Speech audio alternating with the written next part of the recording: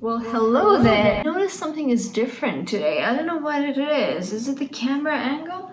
It might as well be.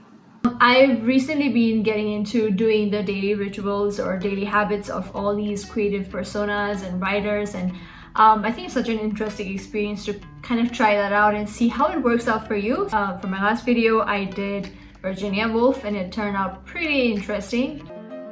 Virginia Woolf, she would wake up every morning and then followed by her morning routine, which is like she would take a shower, because there came a story plot out of it, and I haven't written fiction in years now, so I was surprised to see that I still have that fiction in me. So it was a great experience. If you haven't watched the video, make sure you watch it. I'll link it somewhere on this video. Okay, so I was thinking maybe I should try doing that again and see how that experience works out.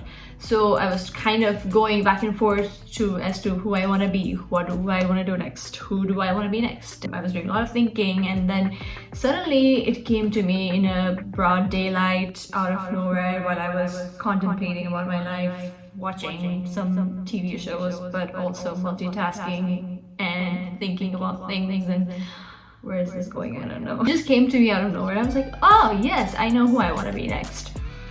So drum roll please. I decided to try Anthony Bourdain's routine for a day. Born in the year 1956, Anthony Bourdain was an American celebrity chef, author of some of the New York Times best-selling books, and a famous world traveler. His career started from the back of the kitchen and led up to television, where he became filmed living all these experiences, traveling around the world, resulting in some of the most successful award-winning travel shows. The experience, and that's what I'm about to do at the fearsome, the terrifying, the awesome Gordon Ramsay's restaurant. Anthony Bourdain had an extraordinary life. He was actually a former drug abuser, a heroin addict who lived paycheck to paycheck, working as a cook for the longest amount of time in his life, but ended up finding fame later in his life, first through his writings and later through his TV shows, as he unraveled the food around the world while also connecting to the locals. September to April, and it's tastiest in winter. Good. So my personal story of how I came to watch Anthony Bourdain and how I fell in love with him, which is pretty interesting, because I was about maybe 12 or 13 when I first watched Anthony Bourdain on TV, and I used to watch a lot of travel shows growing up because I was a huge fan of all these travel shows where the host travels to all different parts of the world. I think that it just sparked some curiosity in me as a child. You know, I had curiosities about the world. No Reservations was on, and it was like I see this guy traveling around the world and eating different, like mostly just eating a lot of food from around the world, which is pretty exciting to watch. Yes. Isn't sumac poison? Go, hurry! You're dragooning your mom into cooking for me? You don't stay in business long by poisoning your neighbors. Am I right or wrong? Crunchy textural notes. Little torpedo of joy. Those are like punk-ass loser American friends. No money, no honey. Of course, my heart. My first memories of Anthony Bourdain weren't that great, because as a 12-year-old, I found Anthony Bourdain to be a very crass, foul-mouthed, bad-mannered guy who's on TV and has this I don't care attitude, and I just didn't like that. I just hated that for some reason. You look familiar. Yep. You ever see this jerk on the Food Network who travels around the world? Oh, the guy with the bad teeth? Yeah. Skinny? Oh, Yeah. Jesus, I hate that guy. And every time he's used all the swearing words, I always had to turn the volume down. Because it was like, I used to watch it obviously, you know, with my parents and people around, and so like every time he used those swear words, I always had to turn my volume down. So I just didn't like Anthony Bourdain. Like my 12 and 13-year-old me hated Anthony Bourdain. It was not appealing to a child. Obviously, his content wasn't made for children, rather adults. So it was obvious that it didn't appeal to me as a child. But there was still something about this guy that I felt that he could be bad and he could still be on in front of the camera was rather amusing to me, you know? And I did not know then that, you know, 5-6 years down the lane that I would totally fall in love with the guy. If you would have told me that, the 12-year-old me, I would have not believed you, because I was like, no, this is not a guy I want to watch again. His TV persona was definitely magnetic, but it was not just his TV personality that, you know, drove me towards him and made me his fan, but it was rather his writings that really made me fall in love with him. So I love Anthony Bourdain's writing. That's the kind of writing I want to do. I just love how his writings are so detail oriented, the way he explains about a place, talks about a food. It's just has so much of intricate details in it, but it's explained in such simple yet smart way that it just grabs you and, you know, makes you feel like you're a part of that scenario wherever he takes you, like whatever he talks about. And it's such a great experience. Like, you feel like you're watching the world through his eyes. In this case, a local specialty, calm hen, clam rice, sweet, meaty little local clams out of their shells, tossed with a wild swirl of mung beans, white rice, spicy green chilies, crunchy roasted peanuts, fried pork rind, and cilantro. And a similar variation with rice noodles. Got fish sauce with chilies in it, and whoa, that'll just singe your eyebrows off. Throw some chilies in. Hit with some hot clam broth, and you're on your way. I think that's an amazing ability for a writer to have, to be able to transport the readers to a different place and, you know, also make them feel the way that the writer is feeling. So I just felt he was so talented and his writings were so much powerful. And not just that, I just love his sardonic humor, the way he was so blunt. He just laid it out as it is. Like, that was his persona. He was very blunt and he did not like really care about a lot of things, and so it was really obvious in his writings, and I just loved how honest and raw it was and how unfiltered he could get. Convenient. Nobody likes an alcoholic with filthy clothes. His style of writing is definitely my favorite, and his humor is what really gets me each time. Like, that's the kind of writing I resonate with and I want to do. Big Anthony Bourdain fans. I was just kind of digging up his bio a little bit. I know a whole lot of things about him. Like, I've watched all of his shows, most of his interviews, pretty much all of them on YouTube. I also watched his documentary that came out, I think, last year, called Roadrunner. It was such a great documentary. If you're a fan, Anthony Bourdain fan, go watch it if you haven't. Such a great documentary. Highly recommended. And I did not find much, like, there was not a lot of, I guess, documentation of his daily life, but I mean, I obviously just wanted to get like scoop of his writing, mostly just like his writing habits and rituals. He was a traveler. He traveled most of the time to the US because, you know, he did all these shows and he was constantly doing shows his whole life. So I could imagine that, you know, most of his life wasn't very traditional. It was very on the road, on the go, and very off the track. There's a mention in the documentary Roadrunner that, you know, he called himself as a morning person, so he began writing early in the mornings, and before even brushing his teeth, he would just take a cigarette and start writing and keep writing until noon or something. Obviously, I'm not gonna smoke a cigarette for a lot of obvious reasons. So that's definitely not a thing that I would do, but just finding out that he's a morning person too was like amazing. I mean, I didn't know, like, this is like, I didn't plan for it, okay? I'm a morning person. I hate being up in the night, late in the night, and this was not on the plan. I actually thought that Anthony Bourdain was more like a night owl because he seemed like that. His personality was sort of like a night person, but turns out he wasn't. He liked going bed early. On the days that he's not traveling, he had a very set routine, and, you know, he would do things at proper time. So his routine kind of breaks down as to that he would wake up early in the morning, like at 6 a.m. and then he would start writing until noon. So he was a chef and a cook before he became a writer, and for those who do not know. And so, because, you know, a lot of cooks and chefs, their routine started right during lunchtime, so he had only the time before that to kind of give to writing before he became a TV personality. And so he explains that that's the reason why that he used that time for writing. In an article that I read about him, like his routine, he talks about, you know, how the morning time is the best time. Your mind is fresh, you do not have any excuses to make up, because usually as you go, you know, by your day, there are a lot of other things and a lot of distractions that can come to you. He wrote before even his morning coffee, so I don't know how I feel about that.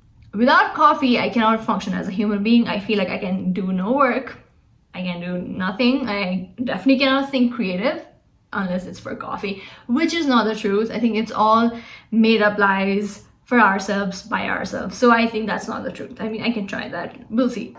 Here's the plan. So far, his writing routine is fully just the morning time is what he used mostly for. So he woke up at 6 and, you know, he didn't do anything. He straight up went to work and started writing. And he had a different separate room for writing from based on like what I read and what I saw in that documentary. Obviously, I live in an apartment where I don't have an extra room, so I'm just gonna use my bedroom for that. Big fan girl, I love him a lot, and I think this is the best way to kind of also give a tribute to him. I don't know what I'm exactly gonna write, but it'll be exciting to watch. So tomorrow I'm gonna wake up early in the morning, 6 a.m. and start writing. I'm so excited.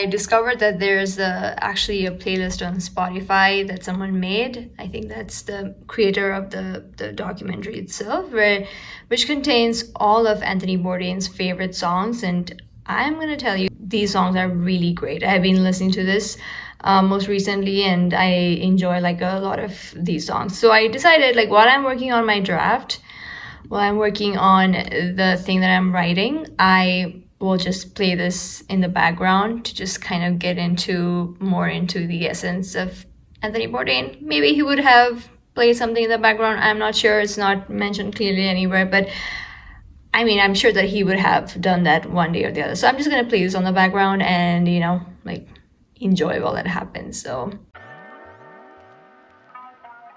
just wanted to quickly update on where I'm at. It's almost noon and I am still writing. And I started writing this morning and I've been writing since then. Obviously, I took some breaks in between for coffee and using the restroom, but I've just been pretty much all day long, like half of the day on the paper, trying to write something. Honestly, like I did not think that I would last more than 1 or 2 hours.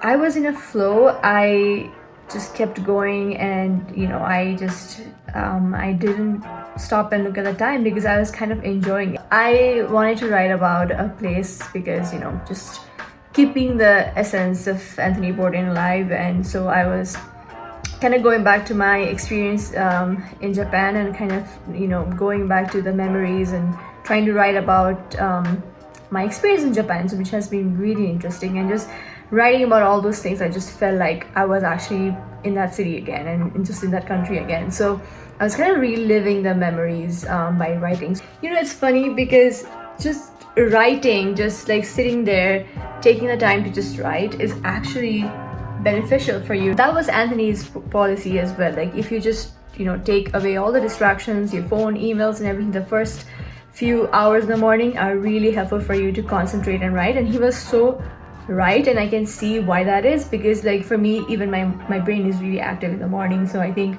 it was just so perfect because there's no noise and there's nothing just happening just yet early in the morning, and there are no emails coming in, there's nothing happening. So that morning, like first few hours, I was just going at it. My personal favorite with Anthony Bourdain's writings was that, well, he had this ability to kind of explain or describe a place in a way that you can actually visualize it. So my goal with my writing today was mainly to kind of make it as descriptive and as detail oriented as possible, because that's something that I personally enjoy as a reader. And so when, you know, the writer can explain a place or a situation or a scenario in a way that can really transport you to there is something that I want to do as well. And so I just try to make it as descriptive and trying to put as much as detail as possible. So it's been fun. It's just like I'm just getting into the groove. So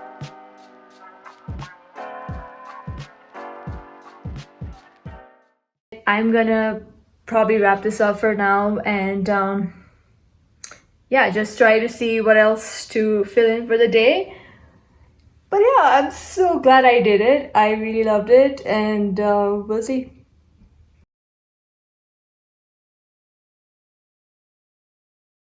In the year 2018, Bourdain was found dead at a boutique hotel in France. He committed suicide at the age of 61 while filming for an episode of his last TV show called Parthenon. And our friend, Anthony Bourdain, has died. The last 5 years on CNN, Tony traveled the globe doing what he loved most, uncovering little-known places, exploring food, and celebrating life and diverse cultures. Those who have followed Bourdain's life know that his life wasn't as perfect as it seemed. I'd like to be happy. He constantly talked about dealing with mental health issues, feelings of loneliness, and depression. His dark sense of humor often gave a subtle hint of his inner workings, but it was never obvious to anyone. Obviously left the world in shock, as he was the guy with the best job in the world, was famous for the right reasons, and most of all, a lot of people loved him.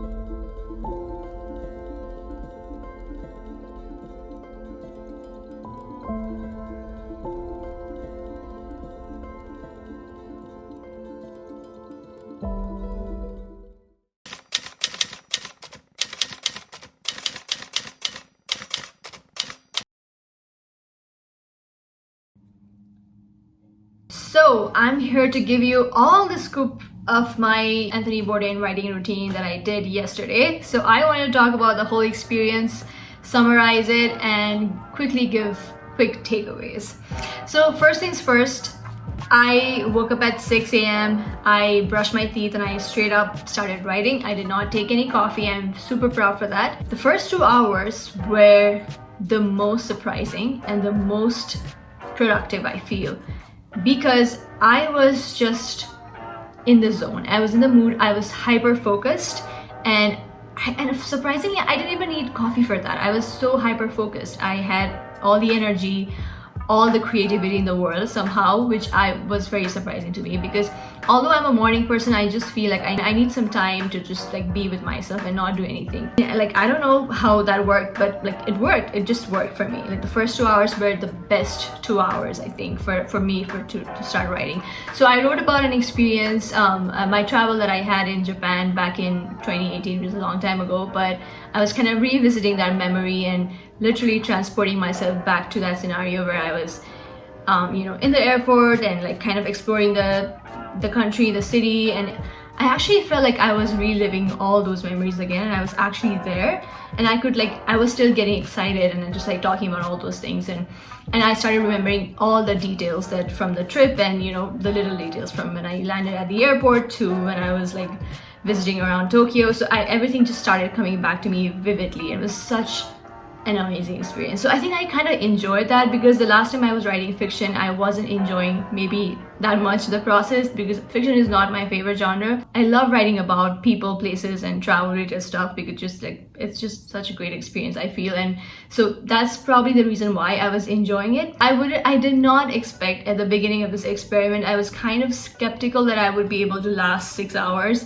and I knew that I would flake along the way, but I did not, because I enjoyed it, and that's the reason why I couldn't just like get away. And I was like, you know what, I need to write more. I want to tell more about this experience. So I wrote 5 pages straight from the whole experience, and I was in a flow. I didn't even have to push myself. I didn't have to do anything crazy to bring that all out. It was all there. It was just like coming and flowing in my hands. But I would tell you this, like the second thing about this whole experience, that I think it is a little bit tiring experience. Like towards the end, when it started, like the clock started hitting like 10 or 11, I was starting to get a little bit tired. I was like stretching a little bit. By the end of the whole experience, when I like finally wrapped it all up, and I was like trying towards the close of it, and I was like, oh my gosh, for some reason I feel immensely tired. Like I felt like I was up for the longest amount of time, although like 6 a.m. is pretty normal for me. Like it's a standard time for me to wake up, although I do wake up at 6:30, but it's just like 30 minutes early. It's not even that much, but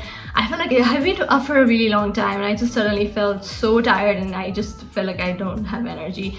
And it's also maybe because, like, I don't know, Anthony did not mention anything about his breakfast, so I did not necessarily take a breakfast. I had like half of a protein bar and coffee, that's it. You're actively using your brain, right? And you're at the screen, so maybe that's why it's kind of like, it definitely gets you, like, uses a big part of your energy, and so I'm guessing that's maybe the reason why. Or maybe it could be the screen fatigue that you get because you're working on the screen straight for 6 hours. Would I do this again? I think I definitely would. I loved the whole experience just because I think it was such a productive experience. I feel, especially the first 3 hours were the best, because I was in a flow, I was in the zone, I was like just cramming at my keyboard. I had so much of ideas coming in, so much of inspiration coming in. I usually save my creative writing for like in the afternoon, and it's only during the weekends when I'm like free, but nope. I think I'm starting to think that I definitely need a routine,